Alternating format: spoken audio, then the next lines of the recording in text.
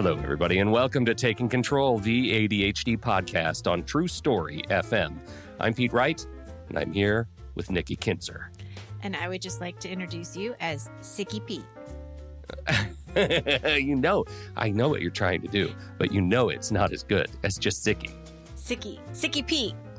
No, yours is better. I see what you're trying to do. It's a whole Sicky rubber Pete. and glue thing. It's been a hard 5 days, Nikki.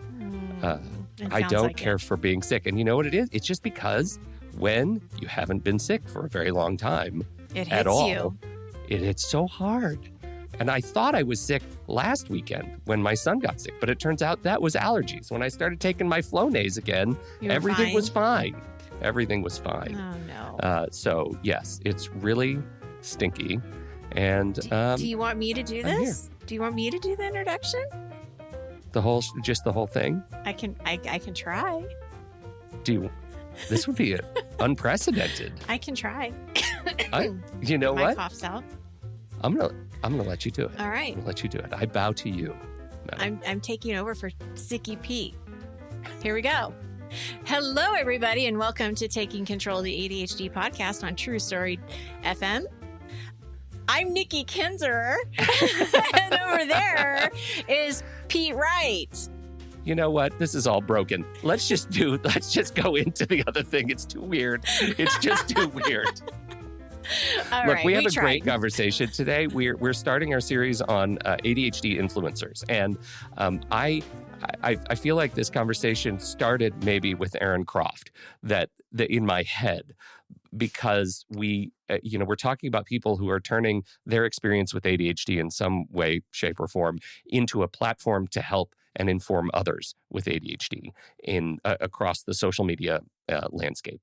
And today's guest is super charming, a lot of energy. His name is Matt Raekelboom, and he's so nice. Mm-hmm. So nice. He's a good Canadian guy. He is lovely. He is really lovely. So we're going to kick off this series with Matt in just a minute. But before we do that, head over to takecontroladhd.com and get to know us a little bit better. You can listen to the show right there on the website or subscribe to the mailing list right there on the homepage, and you'll get an email with the latest episode each week. You can connect with us on Facebook, Instagram, or Pinterest at Take Control ADHD. But to really connect with us, join the ADHD Discord community. It's super easy to jump into the general community chat channel. Just visit takecontroladhd.com/Discord, and you will be whisked over to the general invitation and log in. If you're looking for a little bit more, particularly if this show has ever touched you or helped you to understand your relationship with ADHD in a new way, we invite you to support the show directly through Patreon. Patreon is listener-supported podcasting. For a few bucks a month, you can help guarantee that we continue to grow this show, add new features, new podcasts, invest more heavily in our community. Visit patreon.com/the-ADHD podcast to learn more. Thank you, everybody who joined during our pledge drive a couple of months ago. We have launched the Placeholder podcast. We have launched Coaching with Nikki. We have launched Coffee with Pete. We have, what else have we launched? Accountability Anchors are out. The accountability sessions that are being run by you and by Melissa in the community. It's just, we have so much going on now, and it is really thanks to your support in this community. So if you want to help and get a little back in return, jump in, patreon.com/the-ADHD podcast. Do we have any other news? Nope. I think we're ready to go. All right, let's call Matt.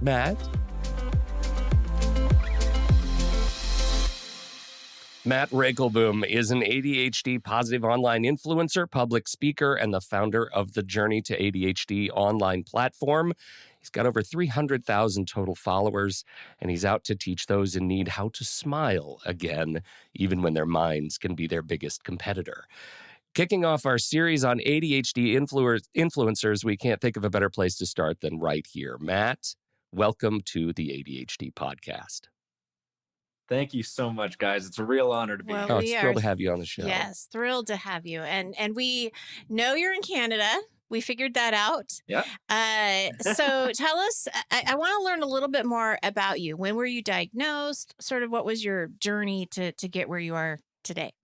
Interesting. So to get started, I had the very, very typical hyperactive male diagnosis rate. I got diagnosed when I was 12 years old. And instantly back in the early 2000s, that was the time when medication was the one and true answer. And that was it. They were sitting there with a slingshot ready for me to, launch it into my mouth. And I had the typical upbringing of, I believe, somebody in the early 2000s with that fresh diagnosis of, I got put into special education right away. I grew up in a very, very small town as well. So information was very, very limited to us. I grew up in a town of 4,000 people. My school had 400 people. So to have any bit of a different label on me back then was it was interesting. My special education class had 7 kids total throughout the entire school. So there was definitely I grew up with that feeling of being very singled out as a child. I was going to say that had to have been just awful, to put it like bluntly. And the way that I relate to that is I had speech therapy growing up. And I remember being in elementary school, and I lived in a very small town, and being in elementary school, and the speech therapist would pull me out of class so we could do our therapy sessions. And I thought that was awful. Like, I can't, that's like the end. That's just like this short little period of time during the day. So yeah, that had to have been an interesting, did that go through, like, cause I know Canada is a little bit different in their school system. Did that go all the way through like high school too? Or like? Oh, absolutely it did. Because I was in the educational system that I was, or not the system, but more so the classes. I was advised to my parents to not put me in either applied or academic courses in high school. I was put in special education without an option throughout my whole high school career, even to the point where I was still learning addition and subtraction in math in grade 12. Wow. And that was one of the more interesting things that I love to speak about, because I was insanely good. I think I had like a 98 average. And everyone was like, no, you still have a broken brain. You still have all of this going on. And I was like, okay, I guess so. Like, I went through the typical thing of being a child, all of these adults telling me I am special needs. So I believed it. Yeah. And I think that was the toughest part. The other side, of course, just talking about the speech therapy thing. Oh my God, what was the worst thing that, I don't know if school systems do this today. I actually have no idea, but they used to announce it. Oh, geez. They used to be like, all right, everybody, pull out your pens and papers. We're going to do an exam, except for you, and you. You're going to get up and go to an easier class. Oh, boy. Like, okay. I don't think that they announce it, but I will tell you, there's still very much a stigma, because my daughter's 16 and she did not want the extra time on tests, and she didn't want to have to go into a different room to take a test, because there is that singling out of feeling like something's wrong or something's different. That's really interesting too, though, because in our experience, both of my kids had accommodations and had the extra time. But one of the things that the advisors said is, we're going to give you these accommodations. The lesson you're going to need to learn is to advocate for yourself. We're not going to call you out. We're not going to just assume you're going to go to a different place. You're going to have to tell us when you need the time and a half on assignments. You're going to have to tell us if it's a test that you feel like you're going to need help on. And that, I think, taught the kids some really interesting lessons. They totally screwed up by not wanting to be embarrassed several times, and eventually just got completely over that. They were like, okay, this is a test I need to have 100% attention, as close to 100% as I can muster. I'm going to the testing center, and I don't care what it looks like. So I just think that is so interesting how tides change. Absolutely. Yeah. Especially, I've talked about this very seriously for a long time, where I believe people that were born in the 80s and 90s, I think we actually got the hardest time growing up with ADHD compared to anybody else, because that was when ADHD really started to be known. Yeah, there's no question. And unfortunately, and nobody knew what it was. Everyone just knew that, like, oh my God, that guy has ADHD. Get away from him. You might catch the ADHD. If you and it was all boys. And it was like, never girls. And so that, it was insane amounts of just boys, and only the hyperactive boys too, of course. I always call myself the poster child for hyperactive ADHD kids, because I definitely was. But it was so interesting that, like, they would say, okay, guys, group projects, and it was like being picked last for kickball. Yeah. Like, nobody would come near me, because they were like, oh, he's got ADHD, better get away from him. And that, it made me feel, I believe that you guys can definitely relate to this, but the number one thing that I always tell people with ADHD is we have that stigma of feeling very alone. Yeah. Like nobody wants to work with you. Nobody wants to know anything about you. Everyone just goes, oh, he has ADHD, so he's just going to vibrate off the walls and never stop talking. And that's not ADHD. Right. So you're a social media influencer. This is so exciting. And I had a chance. Yeah, well, and I'll be honest, I don't follow you, but that is not anything to do with you. It's just that I don't, follow much of anyone on it. And that's my age group showing me my age, right? That I was born earlier than the 80s and the 90s. So, but I had a chance to look at what you're doing, Matt, and it is fabulous. And I love the authenticity that you're putting out there. You're so real. You're so, vulnerable, and you're really inspiring. This last post that I saw was like, you're not alone. You're going to be okay. You're going to get through this. And so I think there's so many people that do need to hear that. And so I'm really curious, like, how did this begin? Where did you start? Did you go out thinking this is the message I wanted to have, or what? And do I want to be the messenger? Yeah, because you're the messenger for sure. So if I can give you guys a little bit of background as to why I believe there is nobody more passionate than I am, and I'm very, very strong on that opinion. To give you a little bit of background, so I was heavily medicated as a young child, not even just normally medicated. I was given almost double the legal dose because my parents referred to my ADHD medication as the miracle drug. Oh. And whenever I showed one more symptom, if I gave my dad any back talk, if I, didn't do a chore, they went to my psychologist and went, up the dosage, he's showing again. Wow. And I think I had a psychologist that was very okay doing that, to the point where by the end of it, I was on about 90 milligrams of Adderall. Oh my God, man. For those that are listening, if you don't know, at least in Canada, I believe the legal limit is around 45 milligrams. And how old were you at this time? Like when you were at your peak? I was probably around 16, 17 years old. Good Lord, man. Wow. Yeah. And the thing that it taught me was one of two things. And by the way, I am not anti-medication. I want to put that out on the line right away. I talk very highly of medication, but not in my circumstance as to what I'm about to explain. Medication taught me at a young age that my parents would only accept me, my friends would only accept me if I took the pills, if I took the substance that made me likable. That was my normal people pill. I got to go out and I got to experience life and sniff air outside as long as I have this pill in my system. The other thing that it taught me was that there was no such thing as getting this on my own. There was no such thing as feeling comfortable without it. And that was all fine and dandy until, truthfully speaking, until I got into the teenage years of finding alcohol, finding marijuana, and finding that much more. And a big thing that happened to me very early on, living in a small town with not a lot to do, with a bunch of kids that also had not a lot to do, we found our substances early. We found that kind of lifestyle early. And I realized that when I drink this liquor, when I smoke this thing, when I do these things, everybody likes me that much more. So there's another outlet that I can go to that isn't medication. And I always had parents that said, no, you're not going to do sports. No, you can't play video games. Video games break your mind. They took away the stimulants that could have actually helped me now that we know what we know today. And I found my stimulants in ways that parents couldn't say no to, and it was fantastic. That led me into a life of very, very tough drug addiction, food addiction, alcoholism, nicotine addiction.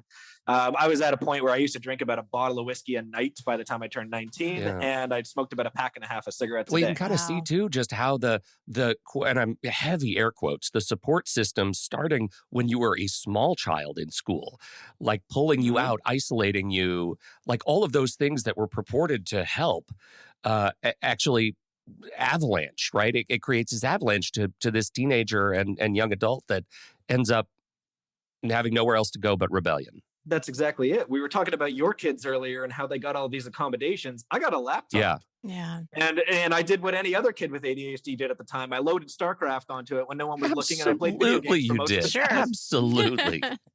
100%. Nobody knew how to block video games back then. It was awesome. Oh my God, man. It was one of the simplest things, but it brought me to this world where everybody isolated me and where everybody didn't accept me. Everybody did the second that I took a shot. Everybody did the second that I became the kid that always smelled like smoke, that was always partying, that was always doing something.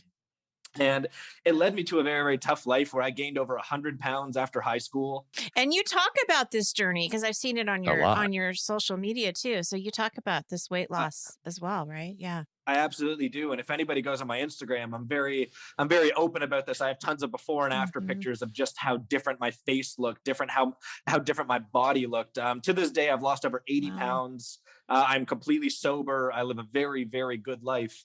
And this all started the day that I learned about ADHD. Because what was interesting is even though I had the diagnosis, I don't know if you guys hear this a lot, but my favorite thing to tell people is medication is very different than education towards ADHD. Ooh, I like that because a lot of times people will say medication. What will they say? It doesn't teach the skill, right, or whatever. There's a saying about that, but I haven't heard that. It doesn't give you the education. That is really good. Yeah, to be perfectly honest, I don't know if I made it up or not. One day I just started saying it and I was like, was that me? We're going to say you made it up. All right. I'm into it because I really like saying that. Yeah, no, it's really good. In fact, I just put it on a t-shirt and it's cited to you. So. Yes. Amazing. Well, yes, education over medication, I believe, is so unbelievably important. And the number one thing that you could tell all parents and people in their early 20s today, or I believe the people that need to be affected by that the most. And the day that I did this, I could tell you where I was, what I was wearing, and what job I was doing, and what I was doing in that job. Well, then tell us. I want to hear all of that. I want to know now. I was in landscape architecture. Okay. And that was where I found myself after many failed jobs, but we can get into that later on if we have time. But I found landscaping as a way to just make me happy, at least to get through until I got to go home and get messed up again. But there was one day where I was looking for my 1,780th diet to go on.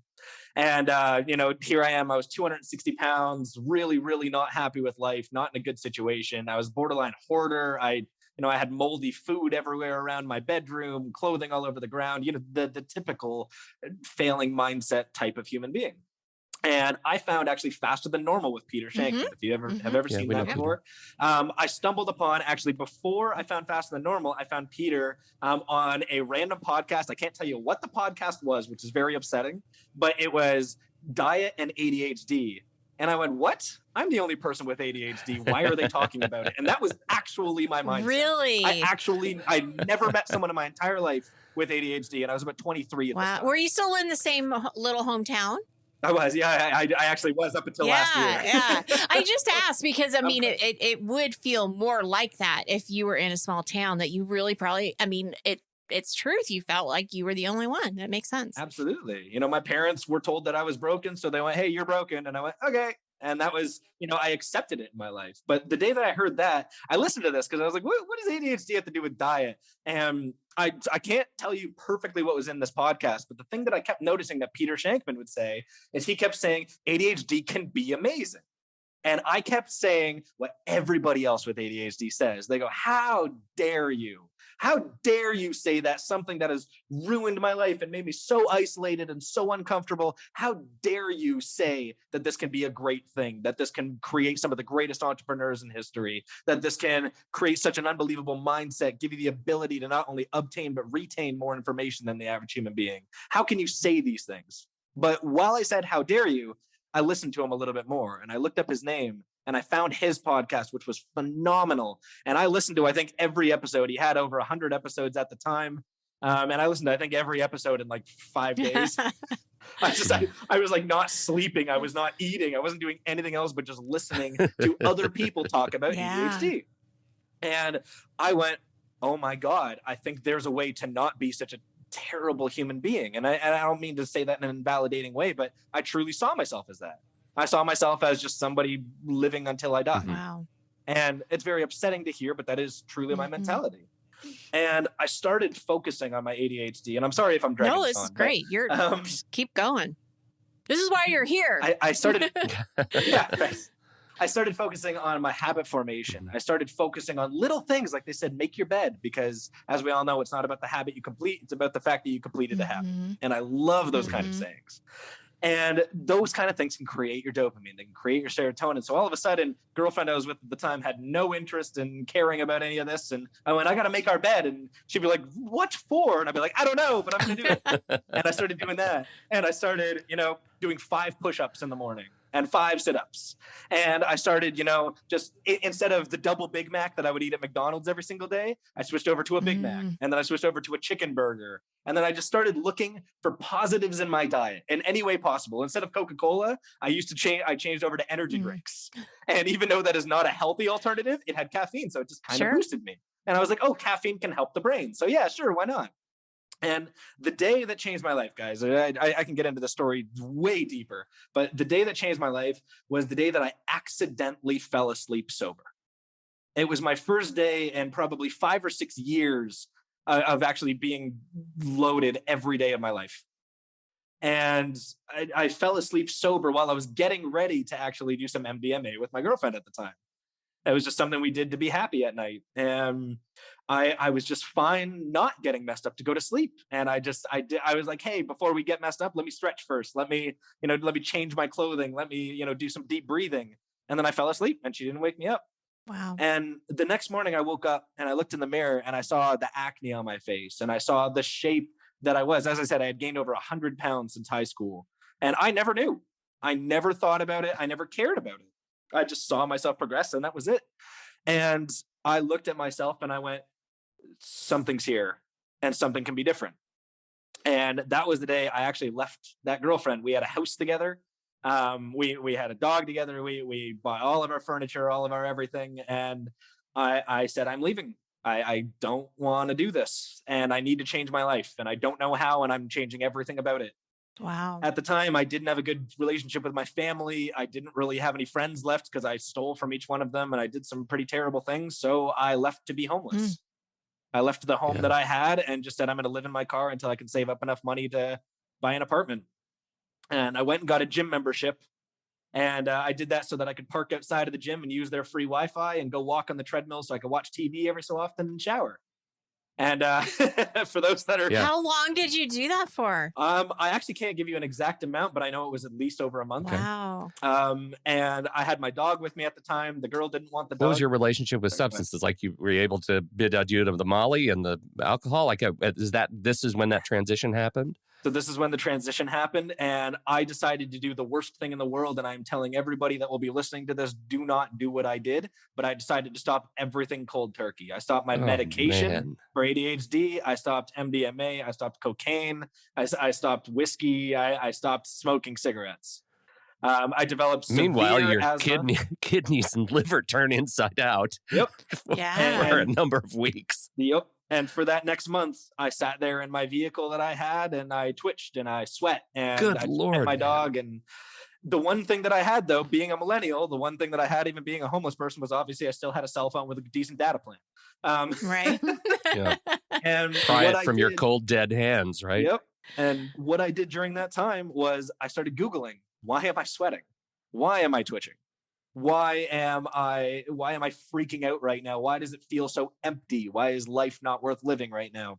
And the one thing that I realized after doing all of this was there was an answer for absolutely anything if I looked hard enough.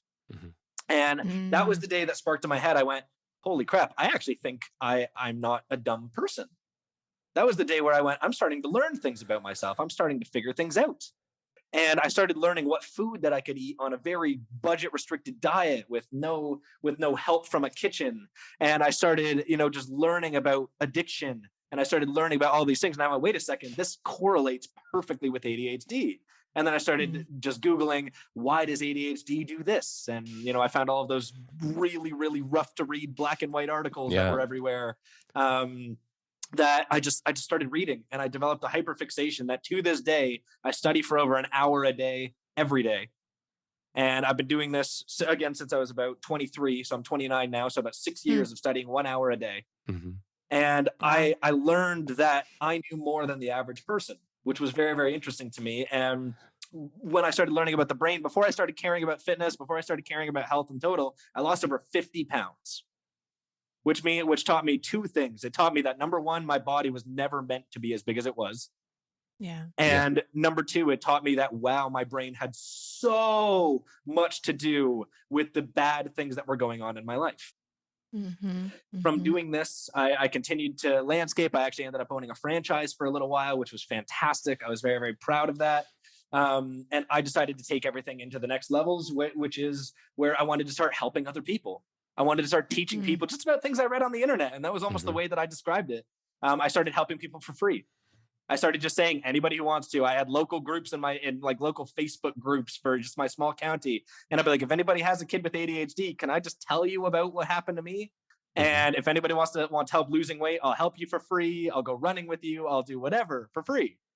And I just started helping people to the point where I had over 35 weekly clients that would talk to me. When I say clients, I just mean people I talk to for free. I just had so much fun with it. And I couldn't put them down. I couldn't stop talking to them. I was talking to them at 2 a.m. and then waking up at 6 for work. And while that was not healthy to do, I just loved it. I love talking to people. I love doing all this kind of stuff. And I swear to God, the story's almost done. But what ended up happening to me next is I said, I want to try and do this full time. I want to see if I can turn this into a career. So I decided to get into the health and fitness industry. And I decided to try and help people with no degree to teach people about diet and exercise. And that was a terrible idea, but I did it anyways. Gotta try it. I went out with a good friend of mine. I went and traveled for the first time in my entire life. I went and traveled. I finally took time to do something for myself. And for an entire week, I went down to British Columbia, which is the most beautiful place in all of Canada. And I went hiking and I went running down there. And I met up with a friend of mine who actually does course creation for a lot of big coaches out there in the world. He works heavily in the fitness industry and the mental health industry, all that kind of stuff. And him and I just had a long, long talk. And I told him about everything that I do. And he said, "Can I be honest with you, Matt?" And I went, "Yes, of course." And he went, "I do not care about your health and diet tips." and like my heart, probably, good right? morning, humiliation dropped out of me. And I felt so upset, but he said, "Can I tell you what you don't realize that you keep talking about?" And I went, "Yeah, sure." And he said, "You keep mentioning ADHD. You keep talking about your ADHD." And I go, "Yeah, but nobody cares about ADHD. So that's why I talk about health and fitness." And he went, "I think if you talked, somebody would care." Oh, for sure. I went home from BC and I decided to join this random thing called TikTok. Literally didn't even have the app before this night. And I heard TikTok was a great organic place to reach people, to get to talk to people, get to do all this kind of stuff. So I made a video, and it was the first video that I ever created. And I talked about ADHD and why it can be a superpower and not a curse, provided that we put in the work. I said, do you guys not realize how amazing your brain can be if you do these things? I've been in a bad place and I promise you can get out of it. And while I'll be honest, looking back at it, it was a very invalidating video. I was very blunt about it because of how strong, opinionated I was at the time. I went to bed with that video at 90 views. And here I am going, wow, 90 views. This is like, that's that organic reach that people are talking about. 90 people read my message. That is so cool. And I woke up the next morning at 180,000 views on that video. Wow. And to this day, that video exploded so much that I got over 2.2 million views on the first video with the first message and the first minute of anything I ever tried to do. Wow. And the reason someone's listening. Yeah, someone. A lot. Yeah. There were over 15,000 comments, and they were one of two things. They were either screw you or please tell me more. And what's interesting is I was in the screw you phase, and then I became in the tell me more phase. And I realized that there was something there. I realized that there were people that might be able to change their lives the way that I had. And I wanted to help so badly because I've been alone my entire life. And that's how I got started. Amazing. How do you move from the waking up and having 180,000 views to what the hell am I going to post for my second video? Like there, and I don't mean that like as like you building a curriculum, but I mean, if I put myself in your shoes, I'm sitting there deep in the valley of imposter syndrome, and I'm just like completely. This is one hit wonder. I'll never do anything as good as that again. Well, how do you get over that? Because clearly you did. You did.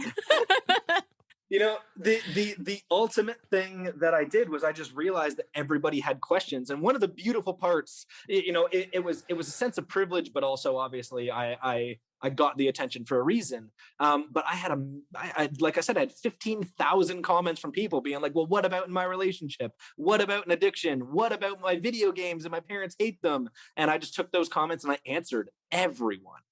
I actually, I take a lot of pride in this, but also I look back on it and I'm like, you idiot, Matt, that was horrible for you. I answered over 700 comments in that first video. And it's because I wasn't willing to put it down. I had changed my life, and it was the most passionate, amazing thing that's ever happened to me.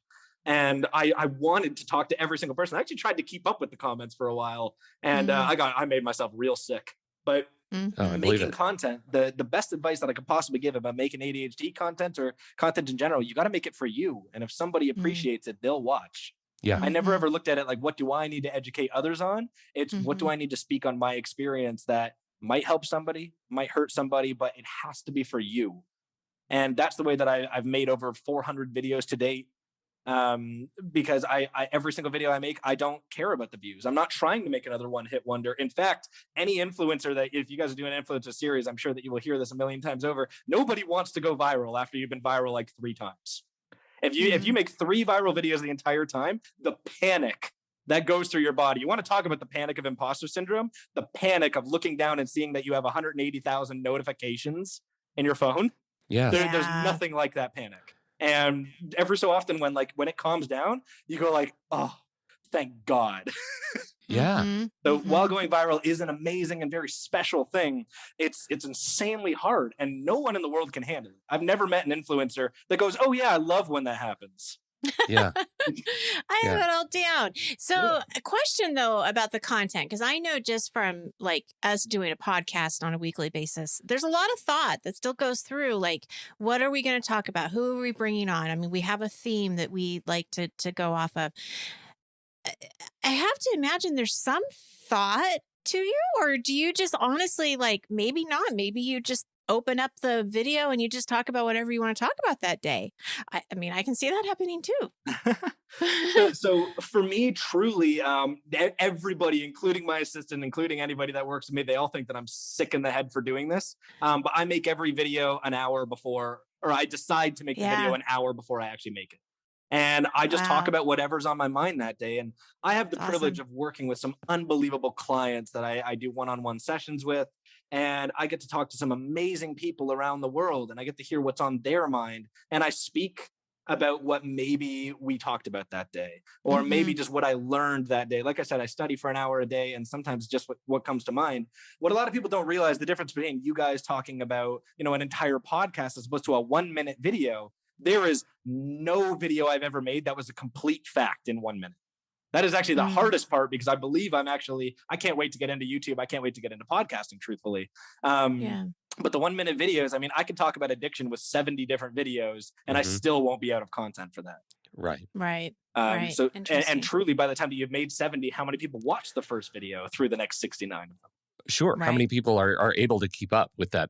Well, for example, this morning, as I'm scrolling through your feed, I stop at toxic positivity and ADHD, and I find that a provocative topic, and I find your video a provocative video, and I get to the end of it, and I'm like, wait a minute, clearly there's more. How do you decide to that point specifically? How do you decide? Like, this is, I have to do this as a teaser for some future content, and I know I have to stop right now. I know there's more to say, and it pains me to have to stop, but I have to stop right now because of what the algorithm has demands. I don't know. What goes into your thought process there? Sheer and utter panic as to what is the right decision. Outstanding. Outstanding. So you're human. Okay. Yeah. There is the thought of, do I talk about this forever? Do I make a series on this? Because some people really love some series, some people really hate some series.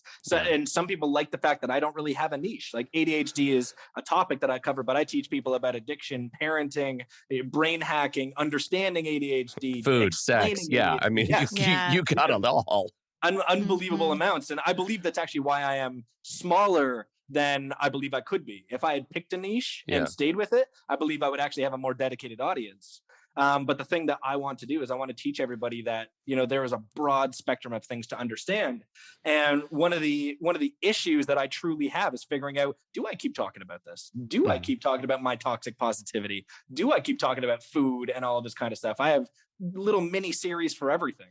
Yeah. And all I can do is just add to it when I'm passionate about it. And I find that because I put my passion into each one of my videos, I'm never truly straining myself in what content gets created next, which I believe is actually easier on myself. Oh, I was going to say that's probably the key of the success, right? Is that it's not a strain. It's not something you feel like you have to do or that you're dreading. It's coming so naturally. And I suppose if there is a time where it does feel differently, then you would probably need to sit back and think about what you're doing next. But it makes sense. Okay, so there's a lot of platforms out there. I know you're on TikTok, you're on Instagram. Are those the two main ones? Yes, they are. That you do? Okay. So we have kind of this ongoing kind of funny thing about TikTok. Like, I'm never going to be on TikTok. So it's not going to happen. But I also have this like idea that TikTok is all about dancing and stuff like that. And it's not. So can you kind of shed some light about like what you're seeing when people are commenting and what they're getting out of that? Because that is not what TikTok is all about. You're right. And it was. And originally, at one point, originally TikTok was made for singing. It was made for music. It wasn't even made for dancing or any of that kind of stuff. And I think one of the beautiful parts about TikTok is they offer organic reach for anybody to talk about anything. And mental health naturally became a part of that. Same with education in general. And one thing that a lot of people don't realize is before people like myself, Connor DeWolf, Katie Asaurus, Kobe Watts, like some of the bigger creators that are out there, there was no ADHD talk on there. We created the subject on a platform where we didn't know. None of us. I'm good friends with a lot of the bigger creators that are out there, and not a single one of us were doing this to get to the level that we're at.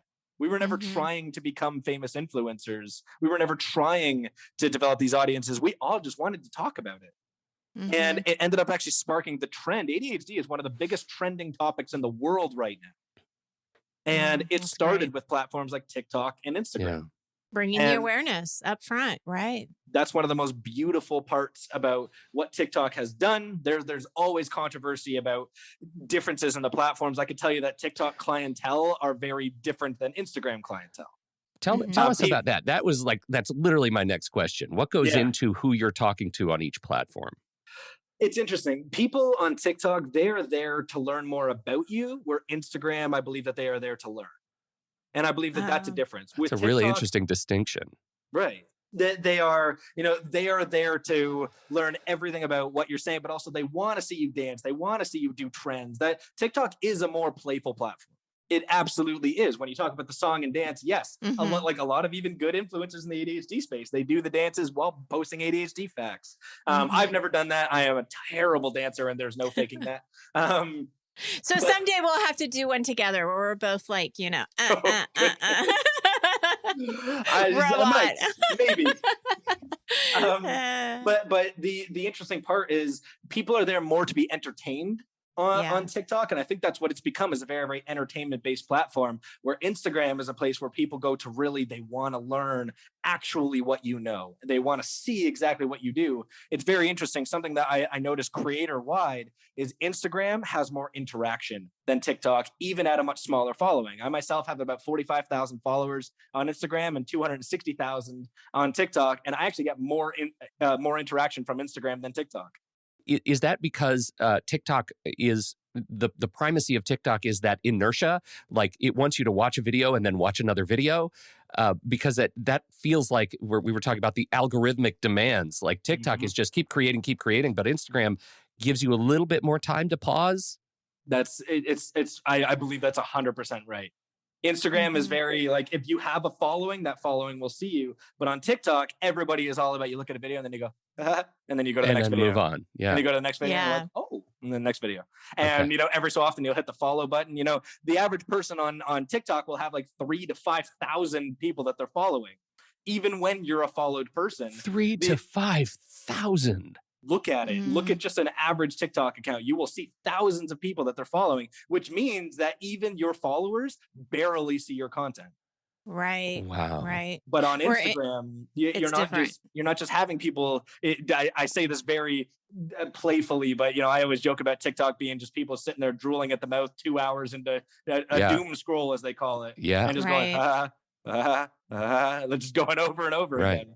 Where on Instagram, I believe that people follow you because they're like, wow, I actually want you in my news feed. I believe by having the feed as an available option, nobody wants to see a million people that just are posting cats if they only think cats are cute sometimes. Yeah. So they won't follow those people. What's your favorite platform? Instagram. As a publisher. Instagram? 100%. Yes. Okay. People on Instagram are so thankful. They're so happy. And I believe it's actually an age demographic that truly creates that. Yeah. But people are very open, and not to mention you can actually message people on Instagram.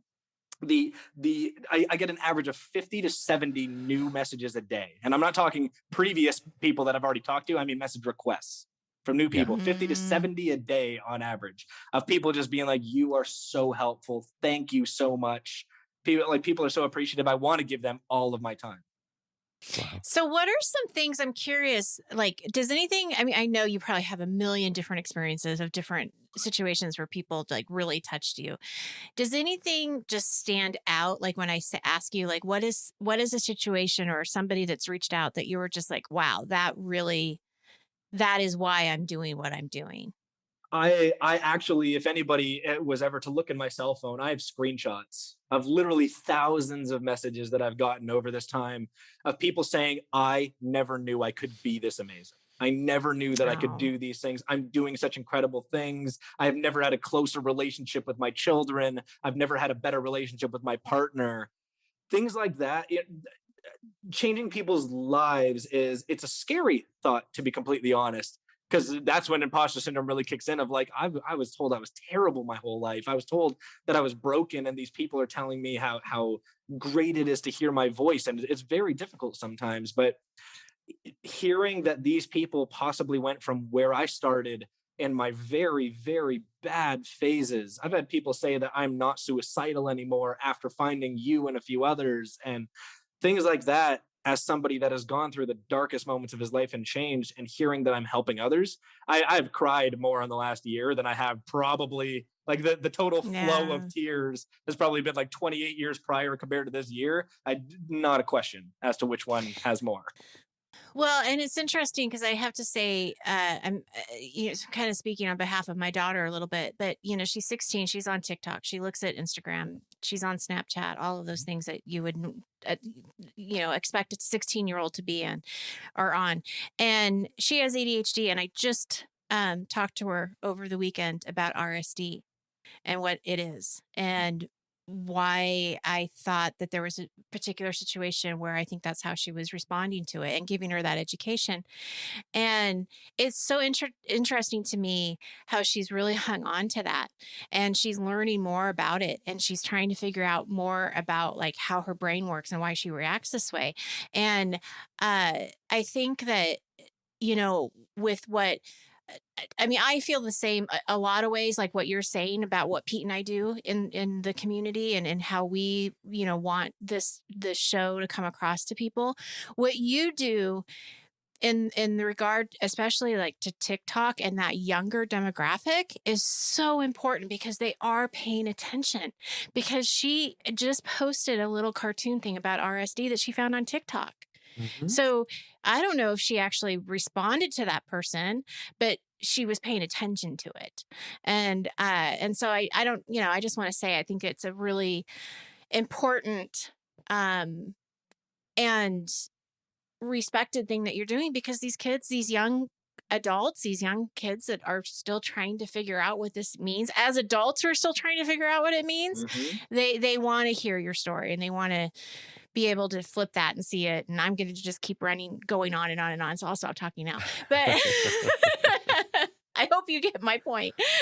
I really appreciate that. That is where the passion comes from, is making people feel less alone in the world. In my opinion, I believe that people with ADHD are the most alone people, and we're not. Like, there's so many people out there in the world that have ADHD, but because of our misdiagnosis rate, especially if you have ADHD, who cares? So does 16 other kids in the class, except many of them are dopamine deficient, or many of them just can't find their keys. That just they say, oh, I can't study either, so I must have ADHD. And then you, as somebody that's actually struggling, you're seeing these people interact with others fine. You're seeing them, not go through the emotional dysregulation, the RSD. You're seeing them get their homework done, get to school on time, and you're going, why am I so much worse than them? I better never tell anyone. Yeah. And I find that the feeling of being alone with ADHD it's so real in the world that I believe that that's the best part about being an influencer right now, is that we're reaching those that have not been reached yet. Mm-hmm. I believe that the key to changing the world in RSD, or sorry, not in RSD, ADD, is to teach people the why. You have RSD, let me tell you why. Let me tell you why this is happening. My favorite, very, very quick story, because I know that we're getting a little bit up there in time. My favorite quick story was I never used to wash my hands when I was a kid. And the reason why I never used to wash my hands is because my parents said, wash your damn hands. And, of course. And I'd go, well, no. My dad used to wait outside of my bathroom door, like with his ear pressed against it, be like, I don't hear the sink yet. Oh, the worst. So naturally, I would turn on the sink and hover my hands around the water. I would never even touch the water, or I'd put a little dab of water on my finger, rub it on my hand. Yeah. And I'd be like, see, they're even glistening. Go away, Dad. But the day that I changed my washing my hands habit, I hate to tell you this is kind of gross, but it was in high school when I took an economics course where they actually taught us about what germs are doing to your skin. And I went, soap cures that? And from that day, I washed my hands I'm all over the washroom. Yeah. But it's because nobody ever told me why. I had a parent. Yeah. I had a parent that I worked with recently that her kid refused to brush his teeth. And then I was like, does he know why? And she goes, he doesn't need to know why. And I went, that's why. I think he does. Yeah. It's massive because we have an over-inquisitive brain. We need to know the answers in order to care. That's the same reason on why, for some reason, you can't learn one fact about cardboard. You got to learn about the manufacturing, the differentiation, the materials, everything just about cardboard. And for some reason, all of us know these ridiculous facts. God, don't get me started on my love for corrugation. I'm going to wrap it back around to the education piece. And that's awesome because that's exactly what you're saying, is that giving them that education and having them learn more about themselves. Yeah, absolutely. Tell me what medication does for me. Are you nuts? The day that I learned about medication, I went, wow, I don't have to take medication.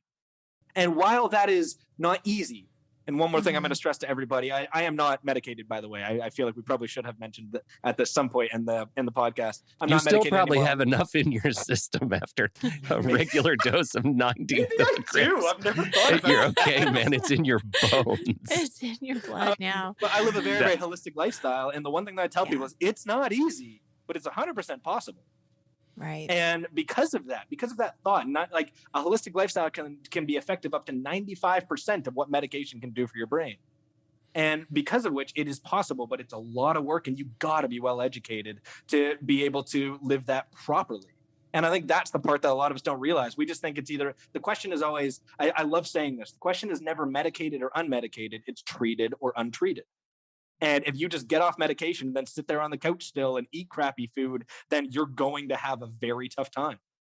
That's a really good point, because the treatment, it's a puzzle is what I always say. It's a lot of different things. It's sleep, it's how you're eating, it's exercise, it's how you're managing stress. Medication can be a part of it. Therapy can be a part of it. Coaching can be a part of it. Community is a part of it. Education is a part of it. I mean, there's so many pieces, and I think it's really important for people to see that it's not just one thing. If medication doesn't work for you, it's not the end all. Like, there are other things that can help. So yeah, it's great.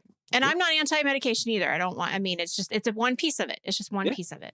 Absolutely. Yep. I'm so pro medication. Just in general, I'm pro because science. You're on cold medication now, God, so that you can even be where would here I be to if talk. I wasn't so pro medication. He's just over here floating away. I'm and he's sorry. Like, "This is great." Excuse me, I have to go buy stock in Cold Tylenol medication right is now. awesome. GlaxoSmithKline, whoever. The one thing that I say in all of my medication talks, any time that I've ever educated people on medication, the one thing that I always tell people is that medication does what it's supposed to do. 100%, it helps with the things that we struggle with and cannot create on our own. The difference, however, is that it also has the ability to have negative side effects. So that is why a lot of people are scared of it. And a lot of people are like, is medication working for me? Yes, it is. But it might be reacting with your body different, which is why you need to be open to trying different kinds of medication. It's why you need to be open to even playing around with stimulation versus non-stimulant based medication. Why you have to be able to play around with diet, exercise, medication. It is so well known that medication is not enough. If you eat chocolate cake all day, every day, and you never move from the couch, but you're like, but I took my meds and it's not working. That's because medication is a fantastic crutch. It's a fantastic aid, but it is not the cure. It is not a cure for ADHD. And I believe that, there's actually thoughts in my brain of trying medication again, because it's been about 6-7 years now since I've tried medication. And I always think, because I'm so good at it now, what if I'm running at a 90 at the moment all the time? And what if 5 milligrams of Ritalin? What if 5 milligrams of Adderall? What if that pushed me into 100? What if I'm this awesome without medication? What if I become better? And it's always, you need to be open-minded with this kind of stuff, because it's your brain. Let's figure out how to push it to the best possible limits before, not to the burnout, because that's what most of us do. But let's figure out how to unlock our brain to do amazing things. Because the one thing that I was told my entire life, and this is going to be the end to this point, but the one thing that I was told my entire life was that I could never have an education, that I could never remember things, that I could never pay attention long enough to do anything that requires my brain. And I am extremely proud to say that I have an unbelievable memory, that I'm very well educated in the topics that I talk about.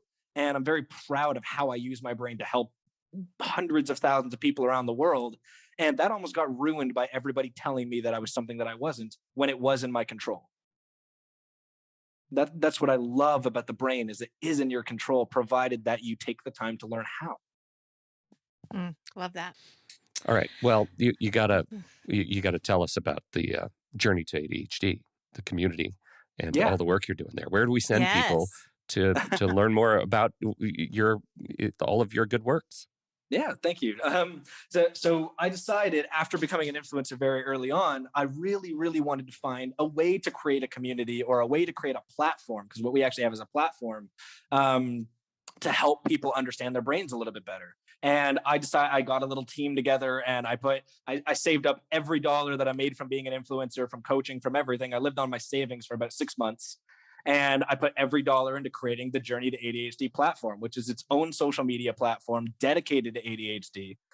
We have the ability to host courses, host webinars, host events, all inside of our program. We have body doubling.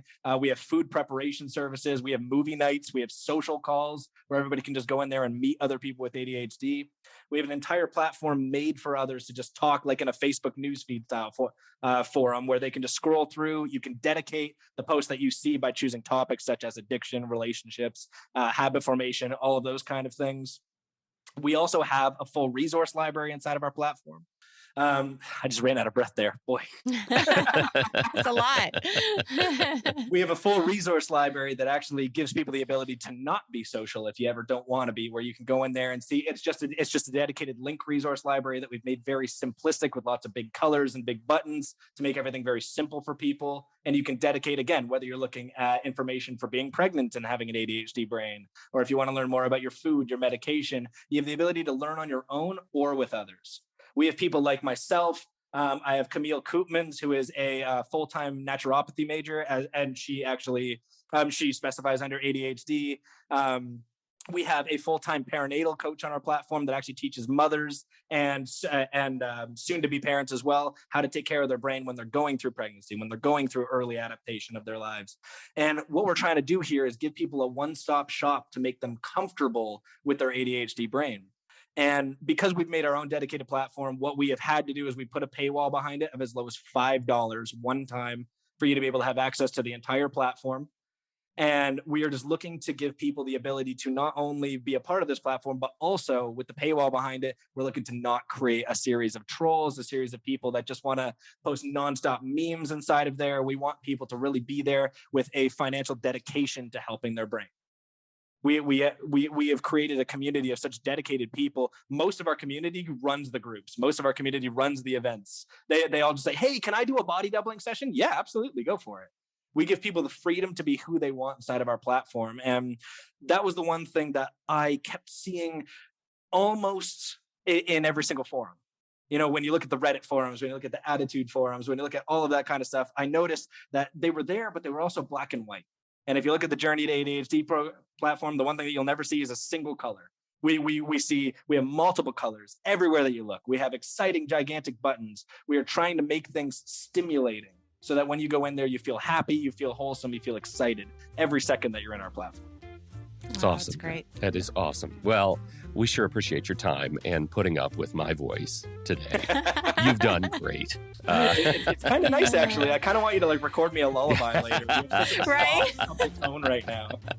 Well, we deeply appreciate you being here. We appreciate you kicking off this series with us. Everybody, you can find him, Matt, everywhere you need to find him at Journey to number 2 ADHD. Definitely a good follow on Insta and TikTok. And go check out the community. It's a fantastic place, fantastic resource. Matt Raekelboom, you're the best. Thank you. Thank you. I really appreciate your time. And thank you, everybody, for downloading and listening to this show. Thank you all for your time and your attention. Don't forget, if you have something to contribute about the conversation, we're heading over to the Show Talk channel in the Discord server, and you can join us right there by becoming a supporting member at the deluxe level or better. On behalf of Nikki Kinzer and Matt Raekelboom, I'm Pete Wright, and we'll see you right back here next week on Taking Control, the ADHD podcast.